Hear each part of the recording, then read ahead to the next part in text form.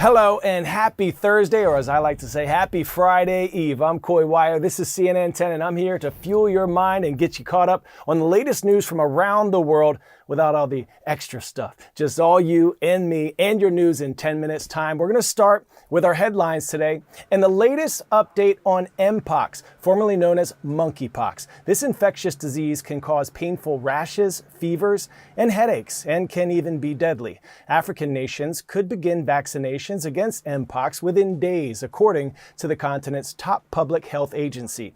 The Democratic Republic of the Congo, or DRC, is currently at the center of an Mpox outbreak. Just last week, the World Health Organization declared the situation a global health emergency. The more dangerous strain, which is spreading rapidly in the DRC, can be easily transmitted between people and from infected animals through close contact.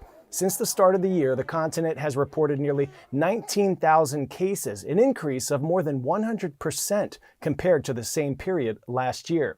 And the U.S. is continuing ceasefire discussions between Israel and Hamas in regard to the war in the Middle East. Officials are trying to hammer out final details of a potential agreement between Hamas and Israel, as the leader of the Iranian armed forces warns that Iran will punish Israel in due time and place. Secretary of State Antony J. Blinken traveled to Israel, Egypt, and Qatar as part of a larger trip to push for a ceasefire deal. Next up, new data just released is showing that job growth in the U.S. over the past year was not as strong as once thought. The Bureau of Labor Statistics did an annual review of its employment data and found that there were 818,000 fewer jobs in March of this year than were initially reported. Spread out over the course of last year, that would be about 68,000 fewer jobs per month. The Bureau conducts this review every year, and the estimates are still preliminary. They won't be finalized until next year, but right now economists are looking at these numbers as a critical gauge for the U.S. labor market and overall health of the economy. Job growth dropping off more than expected in recent months is something the Federal Reserve will be watching closely as it weighs interest rate cuts, a key factor for inflation. Pop quiz hot shot. What's the biggest section of a group of instruments in an orchestra with the largest number of musicians? Woodwind, string, percussion, or brass? The strings make up the biggest section of an orchestra. They include the violin, viola, cello, double bass, and harp. There are few things in life that unite us quite like music, and one man is using that power to bring together a group of more than 300 people of more than 25 nationalities who speak 20 different languages. The aim? Create an orchestra unlike any other. Our CNN hero, conductor Ron Davis Alvarez, is changing the lives of refugees one musical arrangement at a time.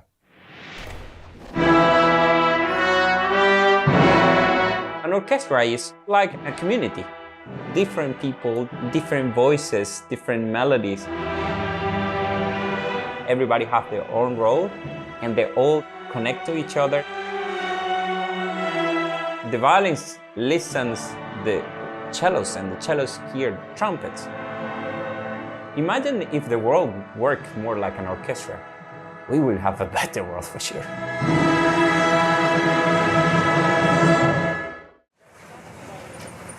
I was born in Caracas, Venezuela.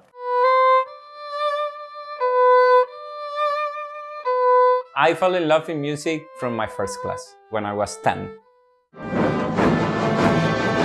I went to the university, studying conducting there, and I was working around Venezuela and around the world to teach orchestras and programs, and that's how I came to Sweden. I came in 2015, and there was arriving so many refugees and asylum seekers. They were like completely lost. Music changed my life. I knew that. I know that. So in this moment, I know one solution. Okay, 1, 2, and 3, and 4. 3 and 4. Dream Orchestra is open to anyone who wants to learn an instrument, especially families who are arriving to Sweden. Up, Down. Can we try? Down. Down. We teach different instruments at the same time, and we have from the very small kids to adults. And it's an orchestra where the main language is music. Ta, tiki, ta, te, ta. Ta, tiki, ta, te, ta. Kids, parents, youth, more than 20 languages and more than 25 nationalities, and kids who born here. We all need to learn from each other. My life is Dream Orchestra. I feel thankful to have them in my life, that we can play music together and help each other. Next in our CNN 10 Olympian series this week is Team USA track and field superstar Gabby Thomas. She's not just quick on her feet, being one of the fastest women in the world, winning 3 gold medals in Paris. She's also locked into her studies and personal growth. She graduated from Harvard with a degree in neurobiology, then a master's in public policy from the University of Texas. I asked her all about her incredible journey and all about her pug back home that she just can't wait to see. So you finally got that gold, but not just a gold. How are you feeling right now? I feel like on top of the moon right now. I mean, this Olympics was a dream come true for me. I got to participate in every event that I wanted to run in, and we got the job done. So I'm ecstatic. And not just participate. I mean, you blew the field away. I mean, were you expecting that? You can never really expect to do that, at this level, because everyone is so talented and incredible at what they do. But I do know I've been training for years for this moment, and so I really took advantage of that. Now, neurobiology degree from Harvard, master's from UT in public health, and by the way, you volunteer at a hospital. I mean, how powerful is the human mind? It really is powerful. And I learned that in college. I have a really strong foundation on that. And that was one of the reasons why I wanted to pursue neurobiology as my major. And having that deep understanding of it, I think has really helped me in my track career as well, because I understand what it takes to get to this level. I understand the mindset. I understand all of those little things that make a big difference. Mm-hmm. And the mindset is a difference between, being on the podium and not. Incredible. Now, it's true that your mom has to watch the races alone. And did she do it this time? Because this wouldn't have been one you want to miss. Oh my goodness, my mom gets so nervous for these races. She's more nervous than I am. So she does not like being around people. She really does not even like being in the stands because she gets so nervous. So she did actually do that for the 4x4. She was in the comfort of family at the New Balance hospitality, but it makes her more comfortable to do it that way. And what was it like having fans in general around this time, giving you all that hype? Oh my goodness, it was amazing. I remember back in the fall, I was shooting a commercial with Toyota, and they had all of my family kind of in the shoot, and they were celebrating this moment and kind of manifesting this moment for me.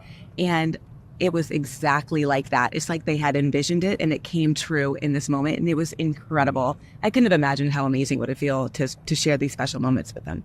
How badly do you miss your fur baby, your pug, Rico, back home? I cannot wait to see Rico. I think that's one of the first things I thought about when I finished. I was like, okay, I've done the job. Now I get to go home and hang out with my puppy.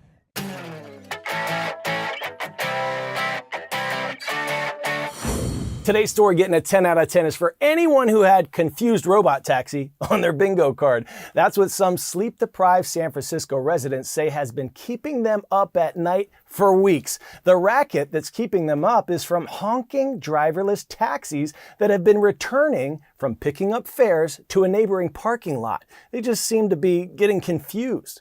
Then it happened again and again, and I started thinking, well, this is an issue. Now, Waymo, the company that makes these driverless taxis, says they are working on a solution to what's making these taxis keep honking at each other day and night. It'll be a fix that can't come soon enough for all the sleep-deprived neighbors nearby. All right, superstars, now it's time for our favorite part of the day. We're giving a special shout out to Somerset Academy Lone Mountain in Las Vegas, Nevada. What's up, Mr. Foster's class? Thanks to you and to all of you for making us part of your day. Tomorrow's Friday, so let's lock in and finish this week strong. I'm Coy Wire, and we are CNN 10.